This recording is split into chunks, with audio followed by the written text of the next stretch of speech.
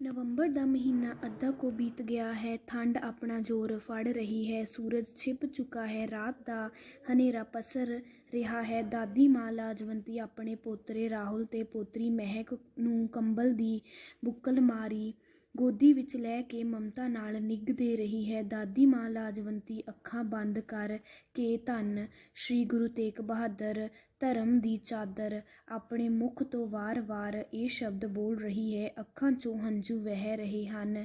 ਰਾਹੁਲ ਨੇ ਆਪਣੀ ਦਾਦੀ ਮਾਂ ਦੇ ਅੱਖਾਂ ਵਿੱਚ ਹੰਝੂ ਦੇਖ ਕੇ ਆਪਣੀ ਦਾਦੀ ਜੀ ਨੂੰ ਪੁੱਛਿਆ, ਦਾਦੀ ਮਾਂ ਕੀ ਗੱਲ ਹੋ ਗਈ?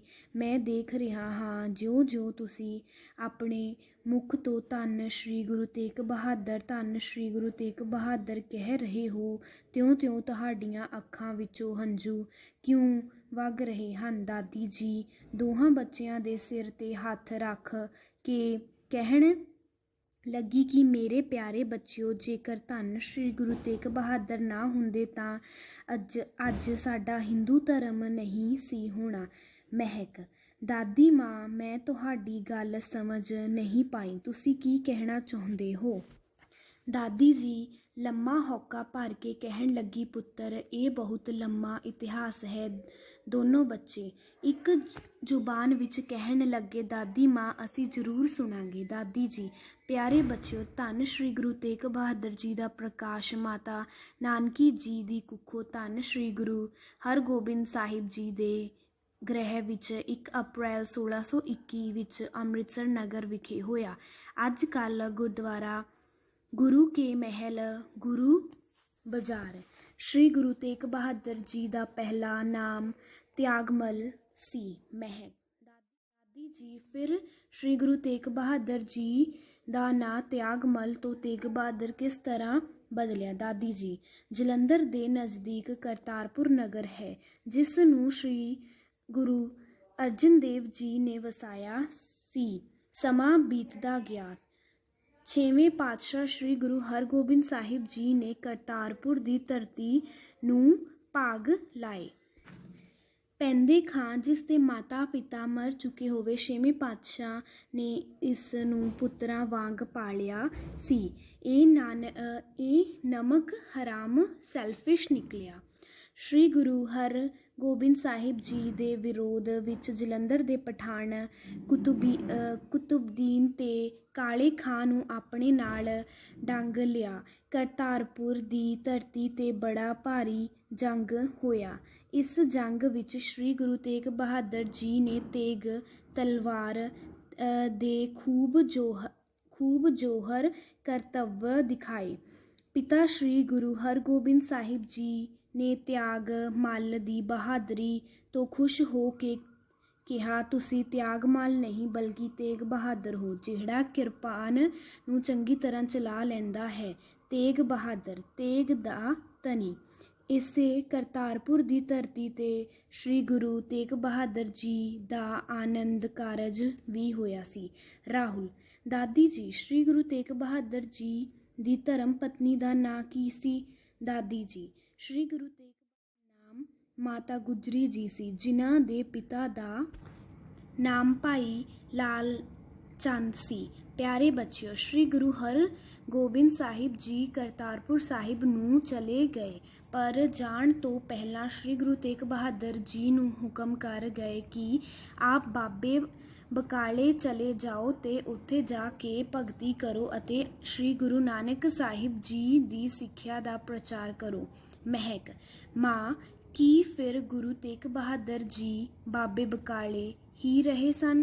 ਦਾਦੀ ਜੀ ਬੇਟਾ ਸਮਾਂ ਆਪਣੇ ਚਾਲੇ ਚੱਲਦਾ ਰਹਿੰਦਾ ਹੈ। ਸ਼੍ਰੀ ਗੁਰੂ ਹਰਗੋਬਿੰਦ ਸਾਹਿਬ ਜੀ ਤੋਂ ਬਾਅਦ ਸ਼੍ਰੀ ਗੁਰੂ ਹਰਰਾਏ ਸਾਹਿਬ ਜੀ ਗੱਦੀ 'ਤੇ ਬੈਠੇ। ਉਹਨਾਂ ਤੋਂ ਬਾਅਦ ਸ਼੍ਰੀ ਗੁਰੂ ਹਰਕ੍ਰਿਸ਼ਨ ਸਾਹਿਬ ਜੀ। ਬੇਟਾ ਸ਼੍ਰੀ ਗੁਰੂ ਨਾਨਕ ਸਾਹਿਬ ਜੀ ਦੇ ਘਰ ਦਾ ਪਿਆਰਾ ਸਿੱਖ ਭਾਈ ਮੱਖਣ ਸ਼ਾਹ ਲੁਬਾਣਾ ਇੱਕ ਬਹੁਤ ਵੱਡਾ ਵਪਾਰੀ ਸੀ। ਸਮੁੰਦਰੀ ਜਹਾਜ਼ਾਂ ਦੁਆਰਾ ਇੱਕ ਦੇਸ਼ ਤੋਂ ਦੂਜੇ ਦੇਸ਼ ਤੱਕ ਵਪਾਰ ਕਰਦਾ ਸੀ। ਇੱਕ ਵਾਰ ਉਸਦਾ ਸਮਾਨ ਨਾਲ ਲੱਦਿਆ ਹੋਇਆ ਜਹਾਜ਼ ਸਮੁੰਦਰੀ ਤੂਫਾਨ ਵਿੱਚ ਫਸ ਗਿਆ। ਭਾਈ ਮੱਖਣ ਸ਼ਾਹ ਲੁਬਾਣਾ ਨੇ ਗੁਰੂ ਚਰਨਾਂ ਦਾ ਆਸਰਾ ਤੱਕਦਿਆਂ ਹੋਇਆ ਪ੍ਰਮਾਤਮਾ ਅੱਗੇ ਅਰਦਾਸ ਕੀਤੀ ਕਿ ਜਹਾਜ਼ ਕਿਨਾਰੇ ਲੱਗ ਗਿਆ। ਉਹਨਾਂ ਨੇ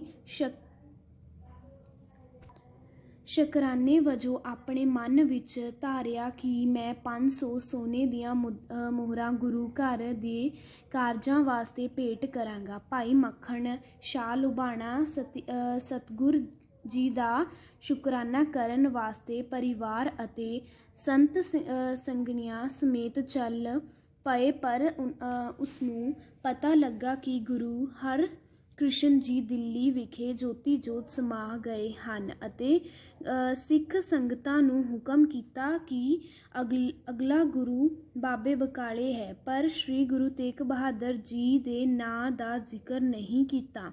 ਭਾਈ ਮੱਖਣ ਸ਼ਾਹ ਲੁਬਾਣਾ ਬਾਬੇ ਬਕਾਲੇ ਪਹੁੰਚ ਗਏ, ਪਰ ਉਹਨਾਂ ਕੀ ਦੇਖਿਆ ਕਿ ਇੱਥੇ 22 ਮੰਜੀਆਂ ਲਾ ਕੇ 22 ਜਾਣੇ ਗੁਰੂ ਬਣ ਬੈਠੇ ਸਨ ਅਤੇ ਸਾਰੇ ਹੀ ਦਾਅਵਾ ਕਰ ਰਹੇ ਸਨ ਕਿ ਅਸੀਂ ਗੁਰੂ ਨਾਨਕ ਦੀ ਗੱਦੀ ਦੇ ਅਸਲ ਵਾਰਸ ਹਾਂ। ਭਾਈ ਮੱਖਣ ਸ਼ਾਹ ਲੁਬਾਣਾ ਜੀ ਨੇ ਅਰਦਾਸ ਕੀਤੀ ਕਿ ਮੈਂ ਸਭ ਦੇ ਅੱਗੇ 2-2 ਮੋਹਰਾਂ ਰੱਖਾਂ।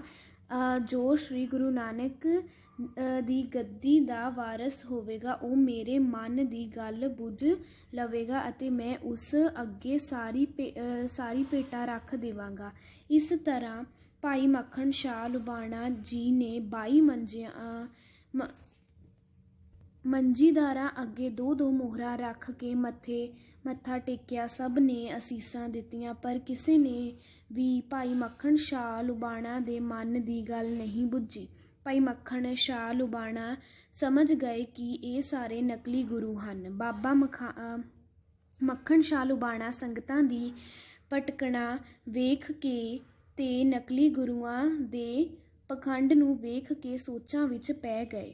ਮੱਖਣ ਸ਼ਾਹ ਲੁਬਾਣਾ ਨੇ ਉੱਥੋਂ ਦੇ ਲੋਕਾਂ ਕੋਲੋਂ ਪੁੱਛ ਪੜਤਾਲ ਕੀਤੀ ਤਾਂ ਉਹਨਾਂ ਦੱਸਿਆ ਕਿ ਇੱਥੇ ਸ੍ਰੀ ਗੁਰੂ ਹਰਗੋਬਿੰਦ ਸਾਹਿਬ ਜੀ ਦੇ ਪੁੱਤਰ ਸ੍ਰੀ ਗੁਰੂ ਤੇਗ ਬਹਾਦਰ ਜੀ, ਜੋ ਸ੍ਰੀ ਗੁਰੂ ਨਾਨਕ ਦੇਵ ਜੀ ਦੇ ਉਪਦੇਸ਼ ਕਿਰਤ ਕਰੋ, ਨਾਮ ਜਪੋ ਅਤੇ ਵੰਡ ਛਕੋ ਦਾ ਪ੍ਰਚਾਰ ਕਰਦੇ ਹਨ ਅਤੇ ਭੋਰੇ ਵਿੱਚ ਭਗਤੀ ਵੀ ਕਰਦੇ ਹਨ। ਭਾਈ ਮੱਖਣ ਸ਼ਾਹ ਲੁਬਾਣਾ ਨੇ ਸ੍ਰੀ ਗੁਰੂ ਤੇਗ ਬਹਾਦਰ ਜੀ ਦੇ ਚਰਨਾਂ ਵਿੱਚ ਪਹੁੰਚ ਕੇ 2 ਮੋਹਰਾਂ ਰੱਖ ਕੇ ਮੱਥਾ ਟੇਕਿਆ ਤਾਂ ਸ੍ਰੀ ਗੁਰੂ ਤੇਗ ਬਹਾਦਰ ਜੀ ਕਹਿਣ ਲੱਗੇ ਕਿ ਸਾਨੂੰ ਮਾਇਆ ਦੀ ਕੋਈ ਭੁੱਖ ਨਹੀਂ, ਪਰ ਜੇਕਰ ਅਸੀਂ ਤੇਰੇ ਮਨ ਦੀ ਗੱਲ ਨਾ ਬੁੱਝੀ ਤਾਂ ਤੇਰਾ ਸੰਕਾ ਨਿਵਾਰਨ ਨਹੀਂ ਹੋਵੇਗਾ।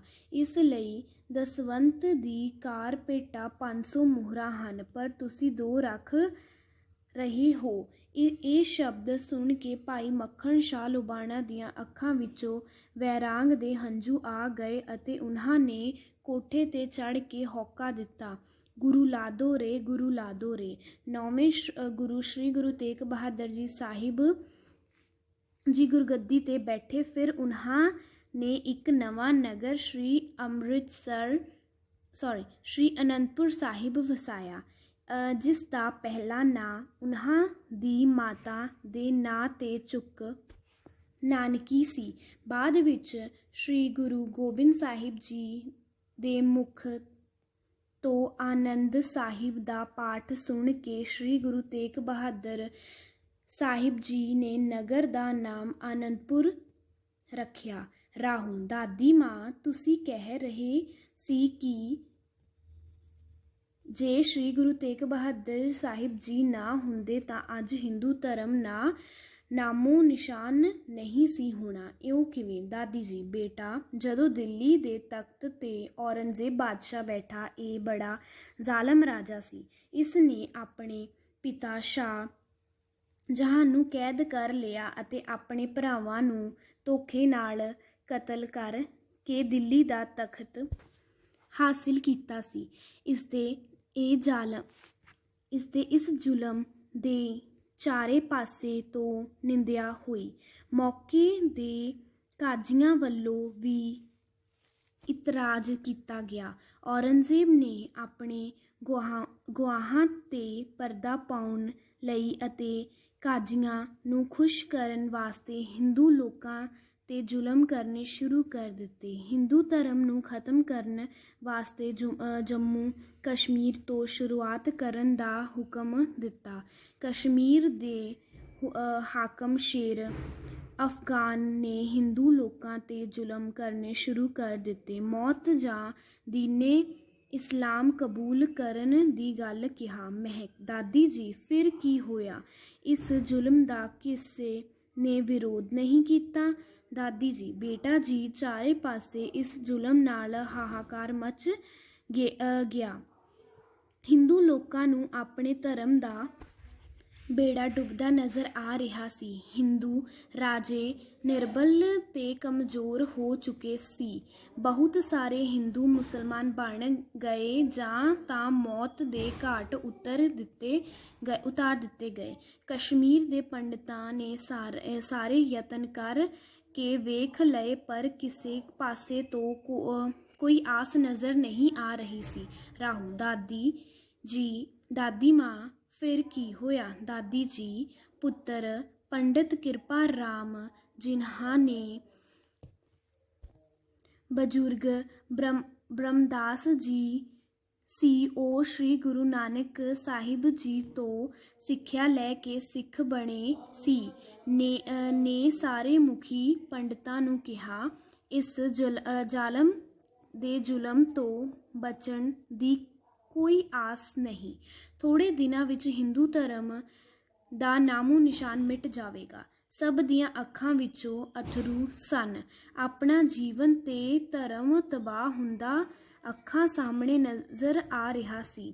ਮਹਿਕ: ਦਾਦੀ ਮਾਂ, ਫਿਰ ਕੀ ਹੋਇਆ? ਦਾਦੀ ਜੀ: ਕਿਰਪਾ ਰਾਮ ਜੀ ਕਹਿਣ ਲੱਗੇ, ਜੇਕਰ ਅਸੀਂ ਸ੍ਰੀ ਗੁਰੂ ਨਾਨਕ ਦੇਵ ਜੀ ਦੀ ਗੱਦੀ 'ਤੇ ਬੈਠੇ ਸ੍ਰੀ ਗੁਰੂ ਤੇਗ ਬਹਾਦਰ ਸਾਹਿਬ ਜੀ ਦੇ ਕੋਲ ਫਰਿਆਦ ਕਰੀਏ ਤਾਂ ਸਾਡਾ ਧਰਮ ਬਚ ਸਕਦਾ ਹੈ। ਇਹ ਗੱਲ ਸੁਣ ਕੇ ਸਭ ਦੇ ਮਨਾਂ ਅੰਦਰ ਇੱਕ ਆਸ ਪੈਦਾ ਹੋਈ। ਸਾਰੇ ਭਾਰਤ ਵਿੱਚੋਂ ਮੁਖੀ ਪੰਡਤ ਇਕੱਠੇ ਹੋ ਕੇ ਇੱਕ ਜਥਾ ਬਣਾ ਕੇ ਅਨੰਦਪੁਰ ਸਾਹਿਬ ਪੁੱਜੇ। ਉਸ ਸਮੇਂ ਸ੍ਰੀ ਗੁਰੂ ਤੇਗ ਬਹਾਦਰ ਸਾਹਿਬ ਜੀ ਸੰਗਤਾਂ ਨੂੰ ਉਪਦੇਸ਼ ਦੇ ਰਹੇ ਸਨ। ਪੰਡਤਾਂ ਦਾ ਜਥਾ ਵਾਰੋ ਵਾਰੀ ਮੱਥਾ ਟੇਕ ਕੇ ਸੰਗਤਾਂ ਵਿੱਚ ਪਿੱਛੇ ਜਾ ਕੇ ਬੈਠ ਗਿਆ। ਪੰਡਤਾਂ ਦੇ ਉਦਾਸੇ ਹੋਏ ਚਿਹਰੇ ਵੇਖ ਕੇ ਧੰਨ ਸ੍ਰੀ ਗੁਰੂ ਤੇਗ ਬਹਾਦਰ ਸਾਹਿਬ ਜੀ ਨੇ ਇਸ ਉਦਾਸੀ ਦਾ ਕਾਰਨ ਪੁੱਛਿਆ। ਪੰਡਿਤ ਕਿਰਪਾ ਰਾਮ ਜੀ ਦੇ ਨਾਲੇ ਸਾਰੇ ਪੰਡਿਤ ਉੱਠ ਕੇ ਖੜੇ ਹੋ ਗਏ। ਕਿਰਪਾ ਰਾਮ ਜੀ ਕਹਿਣ ਲੱਗੇ,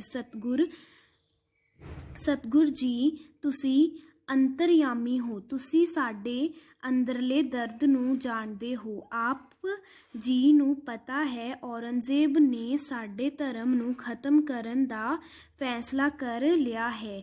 ਮੰਦਰ ਢਾਏ ਜਾ ਰਹੇ ਹਨ, ਸਾਡੇ ਜਊ ਤਲਵਾਰ ਦੇ ਜ਼ੋਰ ਨਾਲ ਲਹਾਏ ਜਾ ਰਹੇ ਹਨ, ਸਾਡੇ ਮੱਥੇ ਤੇ ਤਿਲਕ ਮਿਟਾਏ ਜਾ ਰਹੇ ਹਨ। ਅਸੀਂ ਚਾਰੇ ਪਾਸੇ ਭਟਕ ਕੇ ਵੇਖ ਲਿਆ ਹੈ, ਪਰ ਸਾਡੀ ਕਿਸੇ ਨੇ ਬਾਂਹ ਨਹੀਂ ਫੜੀ। ਅਸੀਂ ਤੁਹਾਡੇ ਦਰ ਤੇ ਆਸ ਲੈ ਕੇ ਆਏ ਹਾਂ। ਸਾਡੇ ਧਰਮ ਦੇ ਡੁੱਬਦੇ ਬੇੜੇ ਨੂੰ ਕਿਰਪਾ ਕਰਕੇ ਬਚਾ ਲਵੋ। ਰਾਹੁਲ: ਦਾਦੀ ਮਾਂ, ਫਿਰ ਸ੍ਰੀ ਗੁਰੂ ਤੇਗ ਬਹਾਦਰ ਸਾਹਿਬ ਜੀ ਨੇ ਕੀ ਕਿਹਾ? ਦਾਦੀ ਜੀ: ਧੰਨ ਸ੍ਰੀ ਗੁਰੂ ਤੇਗ ਬਹਾਦਰ ਸਾਹਿਬ ਜੀ ਨੇ ਇਹ ਸੁਣ ਕੇ ਬੜੀ ਗੰਭੀਰਤਾ ਨਾਲ ਕਹਿਣ ਲੱਗੇ, ਬੇਸ਼ੱਕ ਸਾਡਾ ਤੇ ਤੁਹਾਡਾ ਧਰਮ ਅੱਡ ਹੈ। ਸਾਡੀ ਤੇ ਤੁਹਾਡੀ ਵਿਚਾਰਧਾਰਾ ਦਾ ਆਪਸ ਵਿੱਚ ਕੋਈ ਮੇਲ ਨਹੀਂ, ਪਰ ਤੁਹਾਡੇ ਤੇ ਹੋ ਰਹੇ ਜ਼ੁਲਮ ਦਾ ਵਿਰੋਧ ਕਰਾਂਗੇ। ਬੇਸ਼ੱਕ ਸਾਨੂੰ ਆਪਣੀ ਜਾਨ ਵੀ ਕੁਰਬਾਨ ਕਿਉਂ ਨਾ ਕਰਨੀ ਪਵੇ, ਸਿਰ ਧੜ ਦੀ ਬਾਜੀ ਲਾ ਦੇਵਾਂਗੇ। ਨੇੜੇ ਬੈਠੇ ਗੋਬਿੰਦ ਰਾਏ, ਜਿਨ੍ਹਾਂ ਦੀ ਉਮਰ ਉਸ ਸਮੇਂ ਕੇਵਲ 9 ਸਾਲ ਦੀ ਸੀ, ਉੱਥੇ ਹੱਥ ਜੋੜ ਕੇ ਸਿਰ ਨੀਵਾਂ ਕੇ ਕਹਿਣ ਲੱਗੇ, ਹਾਂ ਪਿਤਾ ਜੀ, ਅਗਰ ਇਹ ਜ਼ੁਲਮ ਦੇ ਸਾਹਮਣੇ ਕੋਈ ਖੜਾ ਹੋ ਸਕਦਾ ਹੈ ਤਾਂ ਉਹ ਕੇਵਲ ਤੁਸੀਂ ਹੀ ਹੋ। ਸ੍ਰੀ ਗੁਰੂ ਤੇਗ ਬਹਾਦਰ ਸਾਹਿਬ ਜੀ ਪੰਡਤਾਂ ਕਿਰਪਾ ਰਾਮ ਨੂੰ ਕਹਿਣ ਲੱਗੇ, ਜਾ ਕੇ ਕਹਿ ਦਿਓ ਦਿੱਲੀ ਦੇ ਬਾਦਸ਼ਾਹ ਨੂੰ, ਜੇਕਰ ਸ੍ਰੀ ਗੁਰੂ ਤੇਗ ਬਹਾਦਰ ਸਾਹਿਬ ਜੀ ਦੀਨੇ ਇਲਾਹੀ ਕਬੂਲ ਕਰ ਲਵੇ, ਮੁਸਲਮਾਨ ਬਣ ਜਾਣ ਤਾਂ ਅਸੀਂ ਸਾਰੇ ਹਿੰਦੂ ਮੁਸਲਮਾਨ ਬਣ ਜਾਵਾਂਗੇ। ਮਹਿਕ ਹੈਰਾਨੀ ਨਾਲ, ਦਾਦੀ ਮਾਂ ਫਿਰ ਕੀ ਹੋਇਆ? ਦਾਦੀ ਜੀ, ਬੇਟੀ, ਇਹ ਗੱਲ ਸੁਣ ਕੇ ਸਾਰੇ ਪੰਡਿਤਾਂ ਦੇ ਚਿਹਰੇ ਖਿੜ ਉੱਠੇ। ਉਹ ਉਸ ਆਸ ਨਾਲ ਵਾਪਸ ਘਰਾਂ ਨੂੰ ਪਰਤੇ ਕਿ ਸਾਡੇ ਧਰਮ ਦੇ ਡੁੱਬਦੇ ਬੇੜੇ ਨੂੰ ਸਹਾਰਾ ਮਿਲ ਗਿਆ ਹੈ। ਉਹਨਾਂ ਨੇ ਕਸ਼ਮੀਰ ਦੇ ਹਾਕਮ ਨੂੰ ਇਹ ਕਹਿ ਦਿੱਤਾ ਕਿ ਜੇਕਰ ਸ਼੍ਰੀ ਗੁਰੂ ਤੇਗ ਬਹਾਦਰ ਸਾਹਿਬ ਜੀ ਮੁਸਲਮਾਨ ਬਣਨਾ ਪ੍ਰਵਾਨ ਕਰ ਲਵੇ ਤਾਂ ਸਾਰੇ ਹਿੰਦੂ ਮੁਸਲਮਾਨ ਬਣ ਜਾਣਗੇ। ਕਸ਼ਮੀਰ ਦੇ ਹਾਕਮ ਨੇ ਇਹ ਸੁਨੇਹਾ ਔਰੰਗਜ਼ੇਬ ਤੱਕ ਪਹੁੰਚਾ ਦਿੱਤਾ।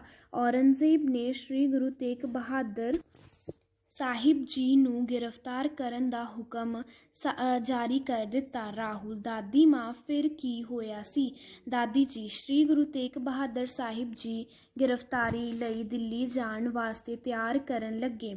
ਉਹਨਾਂ ਬਾਲ ਗੋਬਿੰਦ ਰਾਏ ਜੀ ਨੂੰ ਗੁਰਗੱਦੀ 'ਤੇ ਬਿਠਾਇਆ, ਗੁਰਗੱਦੀ ਦੇ ਰਸਮ ਪੂਰੀ ਕੀਤੀ। ਧੰਨ ਮਾਤਾ ਗੁਜਰੀ ਜੀ ਸੀ ਜਿਨ੍ਹਾਂ ਨੂੰ ਇਸ ਗੱਲ ਦਾ ਚੰਗੀ ਤਰ੍ਹਾਂ ਪਤਾ ਸੀ ਕਿ ਉਹਨਾਂ ਦੇ ਸਿਰ ਦੇ ਸਾਏ ਸ਼੍ਰੀ ਗੁਰੂ ਤੇਗ ਬਹਾਦਰ ਸਾਹਿਬ ਜੀ ਦਿੱਲੀ ਜਾਵਣਗੇ ਪਰ ਮੁੜ ਕੇ ਵਾਪਸ ਨਹੀਂ ਆਵਣਗੇ। ਸ਼੍ਰੀ ਗੁਰੂ ਤੇਗ ਬਹਾਦਰ ਸਾਹਿਬ ਜੀ ਆਨੰਦਪੁਰ ਸਾਹਿਬ ਤੋਂ ਦਿੱਲੀ ਨੂੰ ਚੱਲ ਪਏ। ਸਭ ਸੰਗਤਾਂ ਅੰਦਰ ਇਸ ਵਿਛੋੜੇ ਦਾ ਵੈਰਾਗ ਸੀ। ਸਭ ਸੰਗਤਾਂ ਧੰਨ ਸ਼੍ਰੀ ਗੁਰੂ ਤੇਗ ਬਹਾਦਰ ਜੀ ਦੇ ਨਾਲ ਚੱਲ ਪਈਆਂ। ਕਰਤਾਰਪੁਰ ਸਾਹਿਬ ਪਹੁੰਚ ਕੇ ਸਤਿਗੁਰ ਜੀ ਨੇ ਸਭ ਸੰਗਤਾਂ ਨੂੰ ਵਾਪਸ ਅਨੰਦਪੁਰ ਸਾਹਿਬ ਜਾਣ ਦਾ ਹੁਕਮ ਦਿੱਤਾ। ਭਾਈ ਦਿਆਲਾ ਜੀ, ਭਾਈ ਮਤੀਦਾਸ ਜੀ, ਭਾਈ ਸਤੀਦਾਸ ਜੀ, ਭਾਈ ਉਦਾ ਜੀ ਅਤੇ ਭਾਈ ਗੁਰਦਿੱਤਾ ਜੀ ਨੂੰ ਨਾਲ ਲੈ ਕੇ ਦਿੱਲੀ ਨੂੰ ਚੱਲ ਪਏ। ਰਾਹ ਵਿੱਚ ਹੀ ਸ਼੍ਰੀ ਗੁਰੂ ਤੇਗ ਬਹਾਦਰ ਸਾਹਿਬ ਜੀ ਨੂੰ ਗ੍ਰਿਫਤਾਰ ਕਰ ਲਿਆ ਗਿਆ ਅਤੇ ਨਾਲ ਹੀ ਭਾਈ ਮਤੀਦਾਸ, ਭਾਈ ਸਤੀਦਾਸ, ਭਾਈ ਦਿਆਲਾ ਜੀ ਨੂੰ ਵੀ ਗ੍ਰਿਫਤਾਰ ਕਰ ਲਿਆ ਅਤੇ ਇਹ ਸੂਚਨਾ ਹਸਨ ਅਬਦਾਨ ਬੈਠੇ ਔਰੰਗਜ਼ੇਬ ਤੱਕ ਪਹੁੰਚਾ ਦਿੱਤੀ ਗਈ। ਮਹਿਕ, ਦਾਦੀ ਮਾਂ, ਫਿਰ ਔਰੰਗਜ਼ੇਬ ਨੇ ਅੱਗੇ ਕੀ ਕਿਹਾ? ਦਾਦੀ ਜੀ, ਬੇਟਾ, ਔਰੰਗਜ਼ੇਬ ਨੇ ਕਿਹਾ ਕਿਸੇ ਵੀ ਤਰ੍ਹਾਂ ਸ਼੍ਰੀ ਗੁਰੂ ਤੇਗ ਬਹਾਦਰ ਸਾਹਿਬ ਜੀ ਨੂੰ ਮੁਸਲਮਾਨ ਬਣਵਾਇਆ ਜਾਵੇ ਅਤੇ ਪਿੰਜਰੇ ਵਿੱਚ ਕੈਦ ਕਰਕੇ ਦਿੱਲੀ ਭੇਜਿਆ ਜਾਵੇ। ਬੇਟਾ, ਸ਼੍ਰੀ ਗੁਰੂ ਤੇਗ ਬਹਾਦਰ ਸਾਹਿਬ ਜੀ ਨੂੰ ਔਰੰਗਜ਼ੇਬ ਦੇ ਹੁਕਮ ਨਾਲ ਪਿੰਜਰੇ ਵਿੱਚ ਕੈਦ ਕਰਕੇ 3 ਸਿੱਖਾਂ ਸਮੇਤ ਦਿੱਲੀ ਵਿਖੇ ਲਿਆਂਦਾ ਗਿਆ ਤੇ ਕੈਦਖਾਨੇ ਵਿੱਚ ਕੈਦ ਕਰ ਦਿੱਤਾ ਗਿਆ।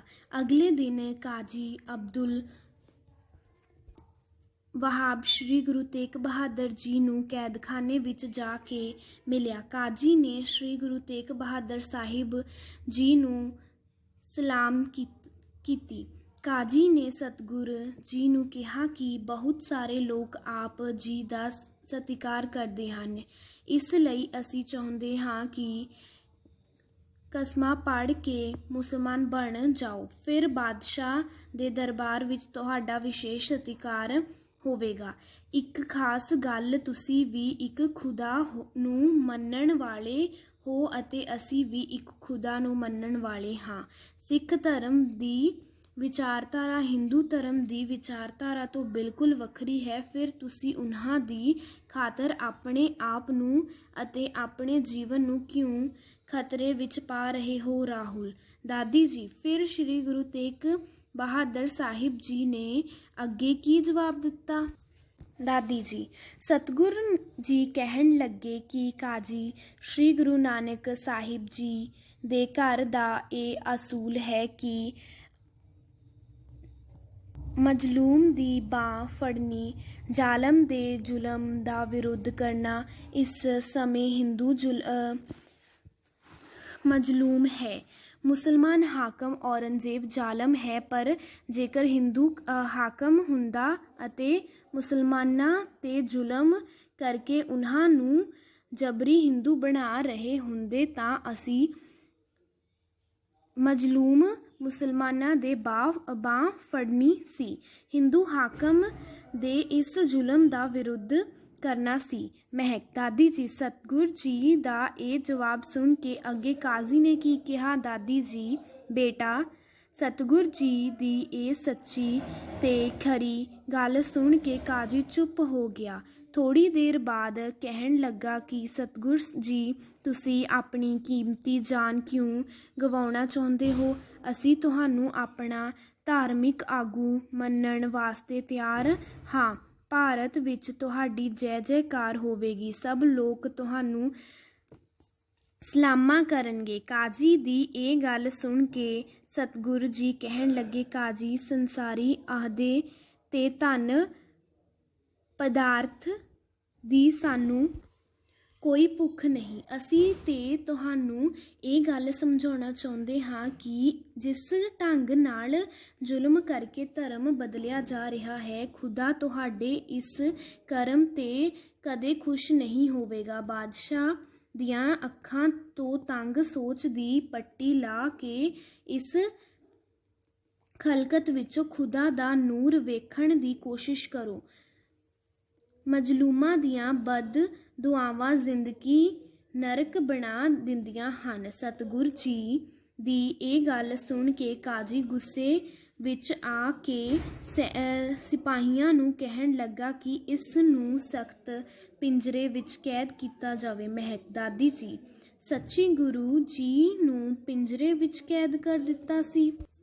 ਦਾਦੀ ਜੀ, ਹਾਂ ਬੇਟਾ, ਸਤਿਗੁਰ ਜੀ ਨੂੰ ਜ਼ੁਲਮਾਂ ਨੇ ਐਸੇ ਪਿੰਜਰੇ ਵਿੱਚ ਕੈਦ ਕੀਤਾ ਜਿਸ ਵਿੱਚ ਸਤਿਗੁਰ ਜੀ ਨਾ ਸਿੱਧੇ ਖੜੇ ਹੋ ਸਕਦੇ ਸੀ, ਨਾ ਹੀ ਬੈਠ ਸਕਦੇ ਸੀ ਅਤੇ ਪਿੰਜਰੇ ਦੇ ਚਾਰੇ ਪਾਸੇ ਤਿੱਖੇ ਸੂਏ ਲੱਗੇ ਹੋਏ ਸੀ। ਕਾਜ਼ੀ ਨੇ ਸਾਰੀ ਖਬਰ ਔਰੰਗਜ਼ੇਬ ਤੱਕ ਪਹੁੰਚਾਈ। ਔਰੰਗਜ਼ੇਬ ਨੇ ਸ਼੍ਰੀ ਗੁਰੂ ਤੇਗ ਬਹਾਦਰ ਸਾਹਿਬ ਜੀ ਨੂੰ ਡਰਾਉਣ ਵਾਸਤੇ ਉਹਨਾਂ ਦੀਆਂ ਅੱਖਾਂ ਸਾਹਮਣੇ ਉਹਨਾਂ ਦੇ ਪਿਆਰੇ ਗੁਰਸਿੱਖਾਂ ਨੂੰ ਭਿਆਨਕ ਤਸੀਹੇ ਦੇ ਕੇ ਸ਼ਹੀਦ ਕਰਨ ਦਾ ਹੁਕਮ ਜਾਰੀ ਕਰ ਦਿੱਤਾ। ਮਹਿਕ, ਦਾਦੀ ਜੀ, ਔਰੰਗਜ਼ੇਬ ਸ਼੍ਰੀ ਗੁਰੂ ਤੇਗ ਬਹਾਦਰ ਸਾਹਿਬ ਜੀ ਦੀਆਂ ਅੱਖਾਂ ਸਾਹਮਣੇ ਉਹਨਾਂ ਦੇ ਪਿਆਰੇ ਗੁਰਸਿੱਖ ਨੂੰ ਕਿਉਂ ਸ਼ਹੀਦ ਕਰਨਾ ਚਾਹੁੰਦਾ ਸੀ? ਦਾਦੀ ਜੀ, ਬੇਟਾ, ਔਰੰਗਜ਼ੇਬ ਸੋਚਦਾ ਸੀ ਸ਼੍ਰੀ ਗੁਰੂ ਤੇਗ ਬਹਾਦਰ ਸਾਹਿਬ ਜੀ ਦੀਆਂ ਅੱਖਾਂ ਸਾਹਮਣੇ ਉਹਨਾਂ ਦੇ ਪਿਆਰੇ ਗੁਰਸਿੱਖ ਨੂੰ ਭਿਆਨਕ ਤਸੀਹੇ ਦੇ ਕੇ ਸ਼ਹੀਦ ਕੀਤਾ ਜਾਵੇਗਾ ਤਾਂ ਅਸੀਂ ਭਿਆਨਕ ਮੌਤ ਵੇਖ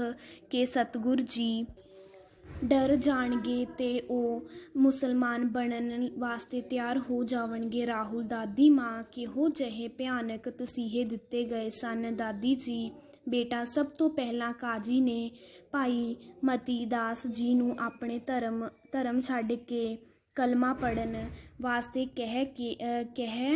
ਕਿਹਾ ਤੇ ਨਾਲ ਹੀ ਸ਼ਾਹੀ ਦਰਬਾਰ ਵਿੱਚ ਵੱਡੇ ਅਹੁਦੇ ਤੇ ਧਨ ਦੌਲਤ ਦਾ ਲਾਲਚ ਦਿੱਤਾ। ਭਾਈ ਮਤੀ ਦਾਸ ਜੀ ਨੇ ਕਾਜ਼ੀ ਦੇ ਦਿੱਤੇ ਲਾਲਚ ਨੂੰ ਠੁਕਰਾ ਦਿੱਤਾ ਤੇ ਕਿਹਾ, ਕਾਜ਼ੀ, ਅਸੀਂ ਸਭ ਧਰਮਾਂ ਦਾ ਸਤਿਕਾਰ ਕਰਦੇ ਹਾਂ ਪਰ ਸਾਨੂੰ ਆਪਣਾ ਧਰਮ ਪਿਆਰਾ ਹੈ। ਭਾਈ ਮਤੀ ਦਾਸ ਜੀ ਨੇ ਇਹ ਗੱਲ ਸੁਣ ਕੇ ਕਾਜ਼ੀ ਗੁੱਸੇ ਨਾਲ ਕਹਿਣ ਲੱਗਾ, ਮਤੀ ਦਾਸ, ਉਹ ਵੇਖ ਆਰੇ ਦੇ ਤਿੱਖੇ ਦੰਦੇ, ਇਸ ਆਰੇ ਨਾਲ ਤੇਰੇ ਸਰੀਰ ਨੂੰ ਚੀਰ ਕੇ ਦੋਫਾੜ ਕੀਤਾ ਜਾਵੇਗਾ। ਕਿੰਨੀ ਦਰਦਨਾਕ ਤੇਰੀ ਮੌਤ ਹੋਵੇਗੀ। ਭਾਈ ਮਤੀ ਦਾਸ ਜੀ ਨੇ ਹੱਸ ਕੇ ਕਹਿਣ ਲੱਗੇ, ਕਾਜ਼ੀ, ਸਾਡਾ ਜਨਮ ਹੀ ਮੌਤ ਵਿੱਚੋਂ ਹੋਇਆ ਹੈ। ਭਾਈ ਮਤੀ ਦਾਸ ਜੀ ਨੂੰ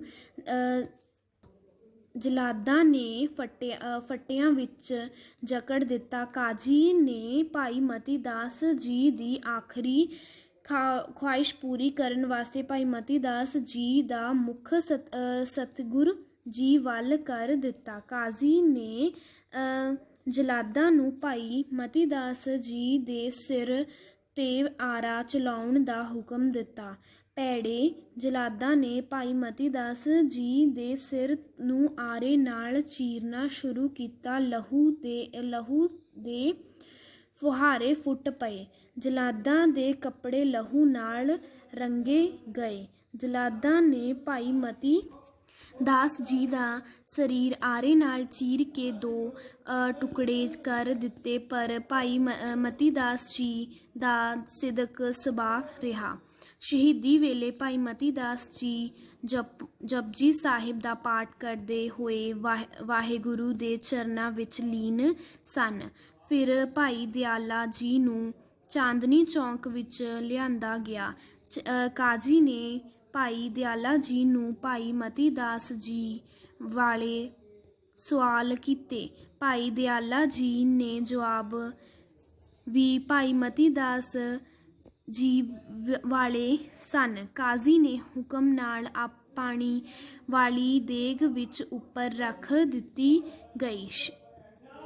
ਸ਼ਹਿਰ ਦੇ ਸਾਰੇ ਲੋਕ ਚਾਂਦਨੀ ਚੌਂਕ ਵਿੱਚ ਇਕੱਠੇ ਸਨ। ਦੇਗ ਦਾ ਪਾਣੀ ਜਦ ਉਬਲੇ ਮਾਰਨ ਲੱਗਾ ਤਾਂ ਕਾਜ਼ੀ ਨੇ ਜਲਾਦਾਂ ਨੂੰ ਹੁਕਮ ਕੀਤਾ ਕਿ ਭਾਈ ਦਿਆਲਾ ਜੀ ਨੂੰ ਫੜ ਕੇ ਉਬਲਦੇ ਦੇਗ ਵਿੱਚ ਬਿਠਾਇਆ ਜਾਵੇ। ਭਾਈ ਦਿਆਲਾ ਜੀ ਕਾਜ਼ੀ ਨੂੰ ਕਹਿਣ ਲੱਗੇ ਕਿ ਅਸੀਂ ਮੌਤ ਤੋਂ ਨਹੀਂ ਡਰਦੇ। ਤੁਸੀਂ ਵੇਖਿਆ ਨਹੀਂ ਕਿ ਕਿਵੇਂ ਭਾਈ ਮਤੀ ਦਾਸ ਜੀ ਹੱਸ ਹੱਸ ਕੇ ਆਰੇ ਨਾਲ ਚੀਰਿਆ ਗਿਆ, ਪਰ ਮੌਤ ਤੋਂ ਨਹੀਂ ਡਰੇ। ਇੰਨੀ ਗੱਲ ਕਹਿ ਕੇ ਭਾਈ ਦਿਆਲਾ ਜੀ ਨੇ ਗੁਰੂ ਸਾਹਿਬ ਜੀ ਨੂੰ ਦੌਰੇ ਨਮਸਕਾਰ ਕੀਤੀ ਤੇ ਆਪ ਚੱਲ ਕੇ ਉਬਲਦੇ ਪਾਣੀ ਵਿੱਚ ਚੌਂਕੜਾ ਮਾਰ ਕੇ ਬੈਠ ਗਏ ਅਤੇ ਸ਼ਹੀਦ ਹੋ ਗਏ। ਸ਼ਹੀਦੀ ਵੇਲੇ ਭਾਈ ਦਿਆਲਾ ਜੀ ਧੰਨ ਗੁਰੂ ਅਰਜਨ ਦੇਵ ਜੀ ਮੁਖੋਂ ਉਚਾਰ ਰਹੇ ਸਨ। ਫਿਰ ਭਾਈ ਸਤੀ ਦਾਸ ਜੀ ਨੂੰ ਸਤਿਗੁਰ ਜੀ ਦੀਆਂ ਅੱਖਾਂ ਸਾਹਮਣੇ ਰੂਹ ਵਿੱਚ ਲਪੇਟ ਕੇ ਜਿਉਂਦੇ ਅੱਗ ਲਾ ਕੇ ਸ਼ਹੀਦ ਕਰ ਦਿੱਤਾ ਗਿਆ। ਸ਼ਹੀਦੀ ਵੇਲੇ ਭਾਈ ਸਤੀ ਦਾਸ ਜੀ ਧੰਨ ਗੁਰੂ ਨਾਨਕ ਕਹਿੰਦੇ ਹੋਏ ਅਕਾਲ ਪੁਰਖ ਦੇ ਚਰਨਾਂ ਵਿੱਚ ਲੀਨ ਹੋ ਗਏ। ਇਸ ਤਰ੍ਹਾਂ ਤਿੰਨਾਂ ਗੁਰਸਿੱਖਾਂ ਨੂੰ ਵਾਰੀ-ਵਾਰੀ ਸ਼ਹੀਦ ਕਰ ਦਿੱਤਾ ਗਿਆ ਅਤੇ ਸਾਰੀ ਖਬਰ ਔਰੰਗਜ਼ੇਬ ਤੱਕ ਪਹੁੰਚਾ ਦਿੱਤੀ। ਔਰੰਗਜ਼ੇਬ ਨੇ ਇਹ ਹੁਕਮ ਦਿੱਤਾ, ਜੇਕਰ ਸ੍ਰੀ ਗੁਰੂ ਤੇਗ ਬਹਾਦਰ ਸਾਹਿਬ ਜੀ ਮੁਸਲਮਾਨ ਬਣਨ ਵਾਸਤੇ ਤਿਆਰ ਨਹੀਂ ਹੁੰਦੇ ਤਾਂ ਉਹਨਾਂ ਨੂੰ ਸ਼ਹੀਦ ਕਰ ਦਿੱਤਾ ਜਾਏ। ਉਹਨਾਂ ਦੇ ਸਰੀਰ ਨੂੰ ਸਵੇਰ ਤੋਂ ਲੈ ਕੇ ਸ਼ਾਮ ਤੱਕ ਚਾਂਦਨੀ ਚੌਂਕ ਵਿੱਚ ਲਵਾਰਸਾਂ ਵਾਂਗ ਪਿਆ ਰਹਿਣ ਦਿੱਤਾ ਜਾਵੇ। ਅਗਲੇ ਦਿਨ ਉਹਨਾਂ ਦੇ ਸਰੀਰ ਦੇ 4 ਟੁਕੜੇ ਕਰਕੇ ਦਿੱਲੀ ਦੇ ਚੌਹਾਂ ਦਰਵਾਜ਼ਿਆਂ ਤੇ ਟੰਗ ਦਿੱਤੇ ਜਾਣ। ਮਹਿਕ ਦਾਦੀ ਮਾਂ, ਕਿੰਨਾ ਜ਼ਾਲਮ ਸੀ ਔਰੰਗਜ਼ੇਬ।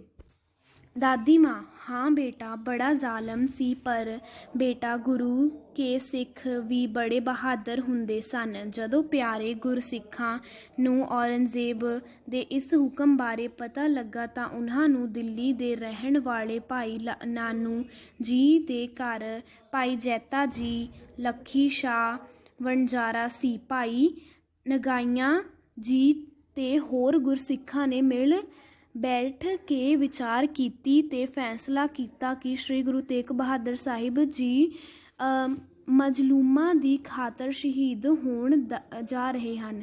ਇਹ ਉਹਨਾਂ ਦਾ ਮਹਾਨ ਕਾਰਨਾਮਾ ਹੈ, ਪਰ ਜ਼ਾਲਮ ਉਹਨਾਂ ਦੇ ਸਰੀਰ ਦਾ ਅਪਮਾਨ ਕਰਨਾ ਚਾਹੁੰਦੇ ਹਨ। ਅਸੀਂ ਜਿਉਂਦੇ ਜੀ ਐਸਾ ਨਹੀਂ ਹੋਣ ਦੇਵਾਂਗੇ। ਸਤਿਗੁਰ ਜੀ ਨੇ ਸਰੀਰ ਦੀ ਸੇਵਾ ਸੰਭਾਲ ਵਾਸਤੇ ਅਸੀਂ ਆਪਣੇ ਲਹੂ ਦਾ ਇੱਕ ਕਤਰਾ ਵਾਹ ਦੇਵਾਂਗੇ। ਰਾਹੁਲ, ਦਾਦੀ ਮਾਂ, ਫਿਰ ਕੀ ਹੋਇਆ? ਦਾਦੀ ਮਾਂ, ਬੇਟਾ, ਭਾਈ ਜੈਤਾ ਜੀ ਨੇ ਸ੍ਰੀ ਗੁਰੂ ਤੇਗ ਬਹਾਦਰ ਸਾਹਿਬ ਜੀ ਦਾ ਸੀਸ ਅਨੰਦਪੁਰ ਸਾਹਿਬ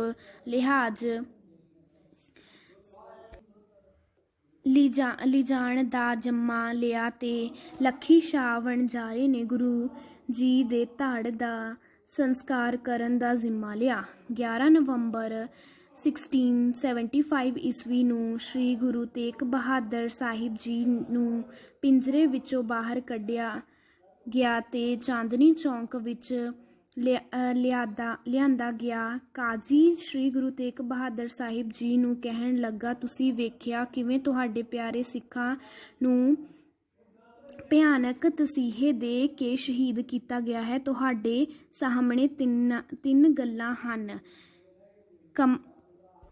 ਕਲਮਾ ਪੜ੍ਹ ਲਵੋ, ਮੁਸਲਮਾਨ ਬਣ ਜਾਓ, ਕਰਾਮਤ ਦਿਖਾਓ, ਮਰਨਾ ਪ੍ਰਵਾਨ ਕਰੋ। ਸਤਿਗੁਰ ਜੀ ਕਹਿਣ ਲੱਗੇ ਕਿ ਕਾਜ਼ੀ ਸਾਨੂੰ ਤੁਹਾਡੀ ਆਖਰੀ ਸ਼ਰਤ ਮਨਜ਼ੂਰ ਹੈ। ਅਸੀਂ ਸ਼ਹੀਦ ਹੋਣ ਵਾਸਤੇ ਤਿਆਰ ਹਾਂ। ਕਾਜ਼ੀ ਤੁਹਾਡੀ ਆਖਰੀ ਖਾਹਿਸ਼ ਕੀ ਹੈ? ਸ਼੍ਰੀ ਗੁਰੂ ਤੇਗ ਬਹਾਦਰ ਜੀ ਸਾਹਿਬ ਕਹਿਣ ਲੱਗੇ ਕਾਜ਼ੀ ਅਸੀਂ ਇਸ਼ਨਾਨ ਕਰਕੇ ਸ਼੍ਰੀ ਜਪਜੀ ਸਾਹਿਬ ਦਾ ਪਾਠ ਕਰਕੇ ਆਪ ਜੀ ਨੂੰ ਇਸ਼ਾਰਾ ਕਰਾਂਗੇ। ਆਪ ਜੀ ਆਪਣਾ ਕਰਮ ਕਰ ਲੈਣਾ। ਸ਼੍ਰੀ ਗੁਰੂ ਤੇਗ ਬਹਾਦਰ ਸਾਹਿਬ ਜੀ ਨੇ ਇਸ਼ਨਾਨ ਕੀਤਾ ਤੇ ਚੌਂਕੜਾ ਮਾਰ ਕੇ ਬੈਠ ਗਏ। ਜਪਜੀ ਸਾਹਿਬ ਦਾ ਪਾਠ ਸ਼ੁਰੂ ਕਰ ਦਿੱਤਾ ਤੇ ਸ਼ਲੋਕ ਪੜ੍ਹਿਆ। ਜਿਨੀ ਨਾਮ ਧਿਆਇਆ ਗਏ ਮਕਸਦ ਕਾਲ, ਨਾਨਕ ਤੇ ਮੁਖ ਉਜਲੇ ਕੀਤੀ ਛੁੱਟੀ ਨਾਲ। ਸਤਿਗੁਰ ਜੀ ਨੇ ਕਾਜ਼ੀ ਨੂੰ ਇਸ਼ਾਰਾ ਕੀਤਾ। ਕਾਜ਼ੀ ਨੇ ਜਲਾਦੀਨ ਨੂੰ ਹੁਕਮ ਦਿੱਤਾ। ਹੁਕਮ ਨੂੰ ਮੰਨਦਿਆਂ ਜਲਾਦ ਨੇ ਸਤਿਗੁਰ ਜੀ ਦੇ ਸੀਸ ਤੇ ਤਲਵਾਰ ਦਾ ਵਾਰ ਕੀਤਾ ਤੇ ਸੀਸ ਧੜ ਤੋਂ ਜੁਦਾ ਹੋ ਗਿਆ। ਜ਼ੋਰ ਦੀ ਹਨੇਰੀ ਚੱਲੀ, ਚਾਰੇ ਪਾਸੇ ਹਨੇਰਾ ਛਾ ਗਿਆ, ਚਾਰੇ ਪਾਸੇ ਹਾਹਾਕਾਰ ਮਚ ਗਈ। ਤੇਗ ਬਹਾਦਰ ਕੇ ਚਲਤ ਭਉ ਜਗਤ ਕੋ ਸੋਕ, ਹੈ ਸਭ ਜਗ ਭਉ ਜੈ ਜੈ ਜੈ ਸਰ ਲੋਕ। ਇਸ ਹਫੜਾ ਤਫੜੀ ਵਿੱਚ ਬੜੀ ਫੁਰਤੀ ਨਾਲ ਭਾਈ ਜੇਤਾ ਜੀ ਨੇ ਸ਼੍ਰੀ ਗੁਰੂ ਤੇਗ ਬਹਾਦਰ ਸਾਹਿਬ ਜੀ ਦਾ ਸੀਸ ਚੁੱਕ ਕੇ ਕੱਪੜੇ ਵਿੱਚ ਲਪੇਟ ਲਿਆ। ਲੱਖੀ ਸ਼ਾਹ ਵਣਜਾਰੇ ਨੇ ਆਪਣੇ ਬਲਦਾਂ ਵਾਲੇ ਸੈਂਕੜੇ ਗੱਡੇ ਭਜਾ ਕੇ ਲਿਆ ਰਿਹਾ ਸੀ। ਸ਼੍ਰੀ ਗੁਰੂ ਤੇਗ ਬਹਾਦਰ ਸਾਹਿਬ ਜੀ ਦਾ ਧੜ ਉਸ ਨੇ ਚੁੱਕ ਕੇ ਇੱਕ ਰੂਹ ਨਾਲ ਭਰੇ ਗੱਡੇ ਵਿੱਚ ਰੱਖ ਲਿਆ ਤੇ ਆਪਣੇ ਘਰ ਵਿਖੇ ਲੈ ਗਿਆ। ਹਕੂਮਤ ਨੂੰ ਇਸ ਗੱਲ ਦੀ ਕਿਤੇ ਖਬਰ ਨਾ ਲੱਗ ਜਾਏ, ਇਸ ਲਈ ਲੱਖੀ ਸ਼ਾਹ ਵਣਜਾਰੇ ਜੀ ਨੇ ਆਪਣੇ ਘਰ ਦੇ ਅੰਦਰ ਹੀ ਗੁਰੂ ਜੀ ਦਾ ਧੜ ਰੱਖ ਕੇ ਚੀਖਾਂ ਚਿਣ ਕੇ ਆਪਣੇ ਘਰ ਨੂੰ ਅੱਗ ਲਾ ਕੇ ਗੁਰੂ ਜੀ ਦੇ ਧੜ ਦਾ ਸੰਸਕਾਰ ਕਰ ਦਿੱਤਾ। ਮਹਿਕ ਦਾਦੀ ਜੀ ਫਿਰ ਭਾਈ ਜੈਤਾ ਜੀ ਗੁਰੂ ਜੀ ਦਾ ਸੀਸ ਲੈ ਕੇ ਕਿਸ ਤਰ੍ਹਾਂ ਸ਼੍ਰੀ ਅਨੰਦਪੁਰ ਸਾਹਿਬ ਪੁੱਜੇ। ਦਾਦੀ ਮਾਂ ਬੇਟਾ ਚਾਂਦਨੀ ਚੌਂਕ ਵਿੱਚ ਹਾਹਾਕਾਰ ਮਚ ਗਿਆ। ਕੋਈ ਕਹਿ ਰਿਹਾ ਸੀ ਗੁਰੂ ਜੀ ਦਾ ਧੜ ਤੇ ਸੀਸ ਆਸਮਾਨ ਵਿੱਚ ਉੱਡ ਗਏ। ਕੋਈ ਕੁਝ ਤੇ ਕੋਈ ਕੁਝ ਕਹਿ ਰਿਹਾ ਸੀ। ਰਾਹੁਲ ਦਾਦੀ ਮਾਂ ਕਾਜੀ ਅਬਦੁਲ ਵਹਾਬ ਵੀ ਕਿੰਨਾ ਜ਼ਾਲਮ ਸੀ। ਦਾਦੀ ਮਾਂ ਬੇਟਾ ਜਿਸ ਦਿਨ ਸ਼੍ਰੀ ਗੁਰੂ ਤੇਗ ਬਹਾਦਰ ਸਾਹਿਬ ਜੀ ਸ਼ਹੀਦ ਹੋਏ ਉਸੇ ਦਿਨ 11 ਨਵੰਬਰ 1675 ਨੂੰ ਕਾਜੀ ਬਿਮਾਰ ਪੈ ਗਿਆ। ਵੈਦ ਹਕੀਮਾਂ ਨੇ ਬੜਾ ਦਵਾ ਦਾਰੂ ਕੀਤਾ ਪਰ ਕੋਈ ਅਸਰ ਨਾ ਹੋਇਆ। 15 ਦਿਨ ਦਾ ਕੁਝ ਖਾਧਾ, ਨਾ ਪਾਣੀ ਪੀਤਾ, ਨਾ ਸੁੱਤਾ, ਮੰਜੇ ਤੇ ਪਿਆ ਤੜਫਦਾ ਰਿਹਾ ਤੇ 26 ਨਵੰਬਰ 1675 ਨੂੰ ਮਰ ਕੇ ਨਰਕਾਂ ਦਾ ਭਾਗੀ ਬਣ ਗਿਆ। ਜਦੋਂ ਉਸ ਦੇ ਘਰ ਦੀ ਤਲਾਸ਼ੀ ਲਈ ਗਈ, ਘਰ ਵਿੱਚੋਂ ਬਹੁਤ ਸਾਰਾ ਸੋਨਾ, ਚਾਂਦੀ ਅਤੇ ਕੀਮਤੀ ਵਸਤੂਆਂ ਨਿਕਲੀਆਂ ਕਿਉਂਕਿ ਇਹ ਬਹੁਤ ਹੀ ਲਾਲਚੀ ਤੇ ਰਿਸ਼ਵਤਖੋਰ ਸੀ। ਰਾਹੁਲ ਦਾਦੀ ਮਾਂ ਮਾੜੇ ਕੰਮ ਦਾ ਮਾੜਾ ਫਲ। ਦਾਦੀ ਮਾਂ ਹਾਂ ਬੇਟਾ, ਜਿਹਾ ਕਰੋਗੇ ਤਿਹਾ ਭਰੋਗੇ। ਮਹਿਕ ਦਾਦੀ ਮਾਂ ਭਾਈ ਜੈਤਾ ਜੀ ਗੁਰੂ ਜੀ ਦਾ ਸੀਸ ਕਿਸ ਤਰ੍ਹਾਂ ਅਨੰਦਪੁਰ ਸਾਹਿਬ ਲੈ ਕੇ ਪਹੁੰਚੇ। ਦਾਦੀ ਮਾਂ ਬੇਟਾ ਗੁਰੂ ਜੀ ਦਾ ਸੀਸ ਦਿੱਲੀ ਤੋਂ ਸ਼੍ਰੀ ਅਨੰਦਪੁਰ ਸਾਹਿਬ ਲੈ ਕੇ ਜਾਣਾ ਕਿਸੇ ਖਤਰੇ ਤੋਂ ਖਾਲੀ ਨਹੀਂ ਸੀ ਕਿਉਂਕਿ ਔਰੰਗਜ਼ੇਬ ਦਾ ਹੁਕਮ ਸੀ ਕਿ ਸ਼੍ਰੀ ਗੁਰੂ ਤੇਗ ਬਹਾਦਰ ਸਾਹਿਬ ਜੀ ਦੇ ਸਰੀਰ ਦੇ 4 ਟੁਕੜੇ ਕਰਕੇ ਦਿੱਲੀ ਦੇ 4 ਦਰਵਾਜ਼ਿਆਂ ਤੇ ਟੰਗੇ ਜਾਣ। ਭਾਈ ਲੱਖਾ ਸ਼ਾਹ ਵਣਜਾਰਾ ਗੁਰੂ ਜੀ ਦੇ ਧੜ ਦਾ ਸੰਸਕਾਰ ਕਰ ਚੁੱਕਾ ਸੀ। ਜਿੱਥੇ ਅੱਜ ਕੱਲ੍ਹ ਗੁਰਦੁਆਰਾ ਰਕਾਬਗੰਜ ਸੁਸ਼ੋਭਿਤ ਹੈ, ਭਾਈ ਸਾਹਿਬ ਜੀ ਦੀ ਯਾਦ ਵਿੱਚ ਲੱਖੀ ਸ਼ਾਹ ਵਣਜਾਰਾ ਹਾਲ ਵੀ ਮੌਜੂਦ ਹੈ। ਗੁਰੂ ਜੀ ਦਾ ਸੀਸ ਭਾਈ ਜੈਤਾ ਜੀ ਲਿਜਾ ਚੁੱਕੇ ਸਨ। ਹਕੂਮਤ ਨੂੰ ਇਹ ਸ਼ੱਕ ਸੀ ਕਿ ਇਹ ਕਰਾਮਾਤ ਸਿੱਖਾਂ ਨੇ ਕੀਤਾ ਹੋਵੇਗਾ ਤੇ ਹਰ ਹੀਲੇ ਗੁਰੂ ਜੀ ਦਾ ਸੀਸ ਸ਼੍ਰੀ ਅਨੰਦਪੁਰ ਸਾਹਿਬ ਲਿਜਾਣ ਦੀ ਕੋਸ਼ਿਸ਼ ਕੀਤੀ ਜਾਵੇਗੀ। ਇਸ ਲਈ ਦਿੱਲੀ ਤੋਂ ਅਨੰਦਪੁਰ ਸਾਹਿਬ ਨੂੰ ਜਾਣ ਵਾਲੇ ਸਾਰੇ ਰਸਤਿਆਂ 'ਤੇ ਫੌਜਾਂ ਦਾ ਸਖਤ ਪਹਿਰਾ ਲਾ ਦਿੱਤਾ ਗਿਆ ਤੇ ਹਰ ਕਿਸੇ ਦੀ ਸਖਤੀ ਨਾਲ ਤਲਾਸ਼ੀ ਲਈ ਜਾ ਰਹੀ ਸੀ। ਭਾਈ ਜੈਤਾ ਜੀ ਨੇ ਸ੍ਰੀ ਅਨੰਦਪੁਰ ਸਾਹਿਬ ਜਾਣ ਵਾਲੇ ਪੱਕੇ ਰਸਤੇ ਨੂੰ ਛੱਡ ਕੇ ਖੇਤਾਂ ਵਿੱਚ ਦੀ ਕੱਚੇ ਰਸਤੇ ਤੁਰਨਾ ਸ਼ੁਰੂ ਕੀਤਾ ਤੇ 5ਵੇਂ ਦਿਨ ਕਰਤਾਰ ਸਾਹਿਬ ਪੁੱਜੇ ਅਤੇ ਅਨੰਦਪੁਰ ਸਾਹਿਬ ਸੁਨੇਹਾ ਭੇਜਿਆ ਗਿਆ ਕਿ ਭਾਈ ਜੈਤਾ ਜੀ ਗੁਰੂ ਜੀ ਦਾ ਸੀਸ ਲੈ ਕੇ ਆਏ ਹਨ। ਗੋਬਿੰਦ ਰਾਏ, ਮਾਤਾ ਗੁਜਰੀ ਜੀ ਸਭ ਸੰਗਤਾਂ ਨਾਲ ਕਰਤਾਰਪੁਰ ਸਾਹਿਬ ਪੁੱਜੇ। ਵਾਰੋ ਵਾਰੀ ਸਭ ਸੰਗਤਾਂ ਨੇ ਗੁਰੂ ਜੀ ਦੇ ਸੀਸ ਤੇ ਦਰਸ਼ਨ ਕੀਤੇ। ਮਾਤਾ ਗੁਜਰੀ ਜੀ ਸਤਿਗੁਰ ਜੀ ਦੇ ਸੀਸ ਦੇ ਸਨਮੁਖ ਹੋ ਕੇ ਕਹਿਣ ਲੱਗੇ, ਸਤਿਗੁਰ ਜੀ ਤੁਹਾਡੇ ਨਿਭ ਗਈ, ਮੇਰੀ ਵੀ ਨਿਭ ਜਾਏ। ਗੋਬਿੰਦ ਰਾਏ ਜੀ ਨੇ ਭਾਈ ਜੈਤਾ ਜੀ ਦੇ ਇਸ ਬਹਾਦਰੀ ਭਰੇ ਕਾਰਨਾਮੇ ਤੋਂ ਖੁਸ਼ ਹੋ ਕੇ ਗਲਵੱਕੜੀ ਵਿੱਚ ਲੈ ਕੇ ਇਹ ਸ਼ਬਦ ਕਹੇ, ਰੰਗ ਰੇਟਾ ਗੁਰ ਕਾ ਬੇਟਾ।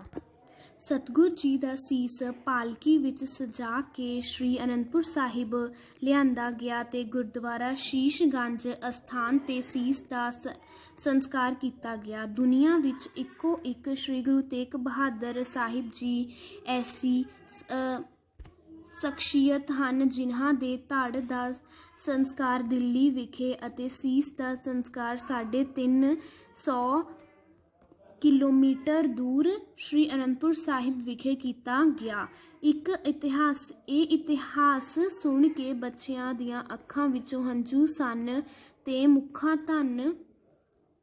ਧੰਨ ਸ੍ਰੀ ਗੁਰੂ ਤੇਗ ਬਹਾਦਰ ਸਾਹਿਬ ਜੀ, ਧੰਨ ਸ੍ਰੀ ਗੁਰੂ ਤੇਗ ਬਹਾਦਰ ਸਾਹਿਬ ਜੀ ਕਹਿ ਰਹੇ ਸਨ। ਆਪ ਜੀ ਵੀ ਮੁੱਖੋਂ ਉਚਰੋ, ਧੰਨ ਸ੍ਰੀ ਗੁਰੂ ਤੇਗ ਬਹਾਦਰ ਸਾਹਿਬ ਜੀ, ਧੰਨ ਸ੍ਰੀ ਗੁਰੂ ਤੇਗ ਬਹਾਦਰ ਸਾਹਿਬ ਜੀ।